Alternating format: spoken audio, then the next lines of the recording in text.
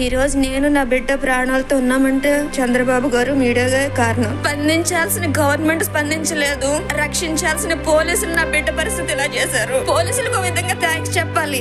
ఎందుకంటే మొన్నటి వరకు పిల్లల్ని నడువు నొప్పితో కాలు నొప్పితో కిల్ల కిల్ల కిల్ల కొట్టుకుని ఏడ్చేది. పోలీసులు కొట్టిన దెబ్బలకి ఈడ్చేసిన దానికి దెబ్బకి వెన్నుపోసి అంత స్పర్శపోయింది.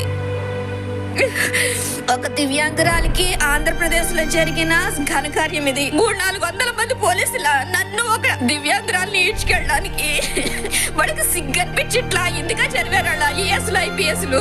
నాలాగా ఆంధ్ర వదిలి పారిపోతేనే గానీ ఆడదానికి రక్షణ లేదంటే ఇంకే సమాజంలో అక్కడ ఎందుకు బతుకుతున్నారో నాకు అర్థం కావట్లేదు. దీనికి ఇంత అన్యాయం చేసిన పోలీసులు మాత్రం ఊర కుక్కల్లా తిరుగుతున్నారు సమాజంలో. వాళ్ళకే కూతుర్లు ఉన్నారు, వాడికి చస్తే వాడి కూతురు పరిస్థితి కూడా నా కూతురులాగా ఉంటుంది. I promise, I swear about that. Jagananna ప్రభుత్వంలో నాకు నా బిడ్డకి రక్షణ లేదు.